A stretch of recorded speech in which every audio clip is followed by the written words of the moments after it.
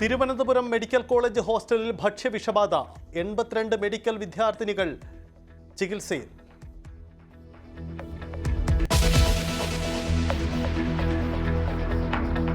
കൈക്കൂലി ആരോപണമെത്തുന്നത് ഇഡിയുടെ ഉന്നതരിലേക്ക്. Additional director രാധാകൃഷ്ണന് പങ്കുണ്ടെന്ന് കൈക്കൂലി കേസിലെ പരാതിക്കാരൻ. രാധാകൃഷ്ണൻ എന്ന് പറഞ്ഞിട്ട് പുള്ളിയുടെ പേര് എനിക്ക് കൃത്യമാണോ എന്ന് ഇപ്പോഴും അറിയില്ല. മലയാളിയായിരുന്നു. ഇങ്ങനെ സംഭവിച്ചു പോയതാണ്. 8 വർഷം മുമ്പ് ഇതുപോലെ എൻ്റെ കമ്പനി ഇതായി പോയതാണ്. ഞാൻ അങ്ങോട്ട് പോയിട്ടില്ല. എന്നെ ഇവനോട് വളരെ പ്ലീസ് ചെയ്ത് സംസാരിച്ചപ്പോൾ ഇവൻ ചാടി കസേരയിൽ നിന്ന് എഴുന്നേറ്റിട്ട് എന്നെ കൂട്ടി ഒരു ചീത്തയും വിളിച്ചിട്ട് ഇരിയട തറ ഇരിയടാന്ന് പറഞ്ഞു. ഞാൻ അപ്പോഴത്തേക്ക് പേടിച്ചു പോയി. എല്ലാം ഇമോഷണൽ ഇതെല്ലാം അങ്ങ് ഞാൻ അപ്പോഴേക്കും കരഞ്ഞു പോയി. ഞാൻ തറയിലങ്ങ് ഇരുന്നു. 10-ലധികം പേരിൽ നിന്നും പണം തട്ടിയതായി സംശയം. വിജിലൻസിന് കൂടുതൽ പരാതികൾ ലഭിച്ചു.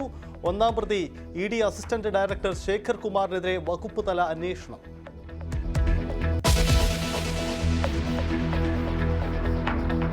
താങ്കളെ അംഗീകരിക്കുന്നു എന്ന് സുധാകരൻ പറയുന്നുണ്ട്. പക്ഷെ അപ്പോഴും അദ്ദേഹം മാധ്യമങ്ങളോട് ആവർത്തിച്ചു പറയുന്നത് അധ്യക്ഷ മാറ്റം നടന്നത് സ്വാഭാവിക രീതിയിലല്ല എന്നാണല്ലോ.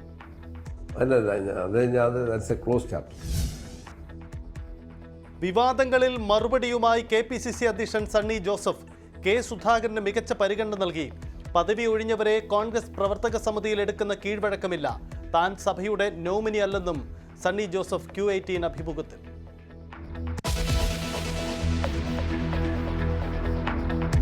Koyilandy government Mappila higher secondary സ്കൂളിൽ കുട്ടികൾ ലിപ്സ്റ്റിക് ഇടുന്നതിന് വിലക്ക്.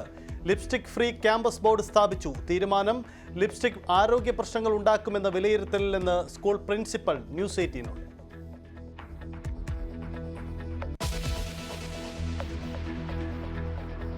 സംസ്ഥാനത്ത് മഴ കനക്കുന്നു. ഇന്ന് 5 ജില്ലകളിൽ യെല്ലോ അലേർട്ട്. ബംഗളൂരുവിലും കനത്ത മഴ. ഇന്നലത്തെ royal Challengers Bengaluru Kolkata night Riders IPL മത്സരം ഉപേക്ഷിച്ചു.